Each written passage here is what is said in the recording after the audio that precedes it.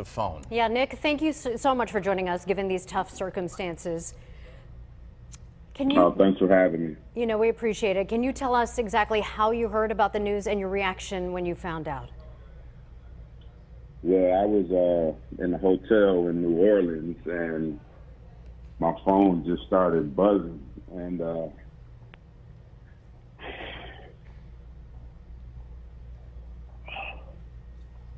somebody that said Kobe.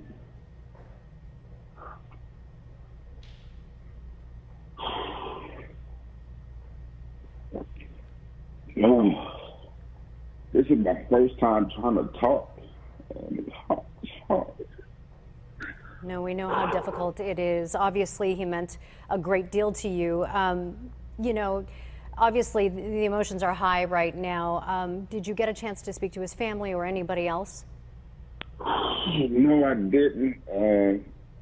You know, me and Kobe, we just played together our first 2 years, and from there, it was just competitive. You know, I met his wife a few times early in his career, even before they were married, and I just seen everything he was doing, you know, through TV, you know, as far as his family is concerned and everything, and the way he evolved as a great person, you know, as a great young man coming in, you know, to the league. And so my memories of Kobe is I see him as a 17, 18-year-old all the time, ever since this happened. And the smile, the head up in the air, like, I'm the baddest 17-year-old this league is going to ever see. And he believed it, he walked it, and he worked his tail off to become the player that he ended up being. Hey, Nick, it's interesting that we heard from Shaq yesterday referring to Gigi as his niece. We just heard a tweet from LeBron that came out a couple minutes ago referring to Gigi as his niece. Can you talk about and help us understand the basketball family that you develop when you're with these guys, or at a level that people might not understand as far as just being a great athlete and traveling with these guys and traveling the world and doing what you guys do, and why it's hitting you so hard? Obviously, a friend of yours and somebody that you played with, but help us understand that basketball family and how everybody's feeling in that respect. Well, I think anytime it's your field, your profession, I think it's a certain type of bond, because even in your guys' profession, it's a certain type of bond.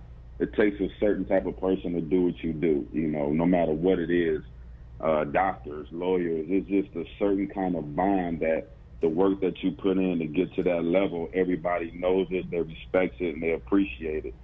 And, you know, the basketball world is no different than the football world, the baseball world, you know, the other sports worlds. And guys stick together. You know, when guys are going through tough times and, you know, they need a shoulder to lean on, you know, it's going to be somebody there to pick them up in that field. And that's what it's all about, you know, guys sticking together. You know, on the court, though, it's a little different. You know, it's a little bit more competitive, but away from the court, it is a real brotherhood. And, you know, it's something that a lot of guys need. You know, we need that brotherhood, because a lot of people don't understand what we go through, not just on the court, but off the court. You know, we have real life situations going on. Hey, Nick, you know, I want to read you something. This is something that Kobe said during an interview last year.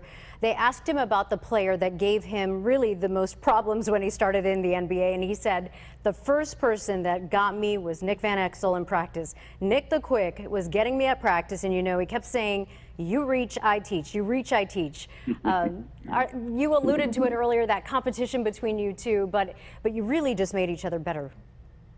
Yes, and I'll tell you what, like when I just said earlier how he would walk into a gym with his head up high, like he was the bad, like his favorite saying, and I say this all the time, was, I'm the best one-on-one player in the league. And that was when he first came into the league. Like, he thought he was really the best one-on-one player. And when I tell you he used to kick our butts in practice, it wasn't even fair, because we're, you know, a few years in the league, myself, Eddie Jones, Sabalos, and this kid is fresh out of high school. I mean, fresh out of high school. And Dale Harris, I remember like yesterday, Dale Harris used to, Kobe, you can't go 1-on-5 and whoopty-whoop.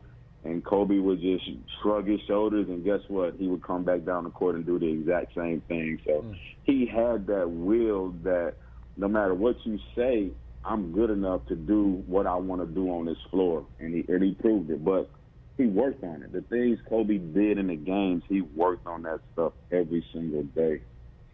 You hear that about Michael Jordan, about Kobe Bryant, that work ethic. You know, it's one thing to know how this affects us as fans, who knew Kobe from a distance. But, Nick, we certainly appreciate your insight, knowing him personally, having been a longtime friend of his. So we appreciate the call in and giving us a little bit of insight into what you're experiencing, what some of your basketball family is experiencing as well. So thanks for your time. All right, thanks for letting me share it. You bet. All right, Nick Van Exel for us right there. We'll be right back here on the Fox 5 News at 7.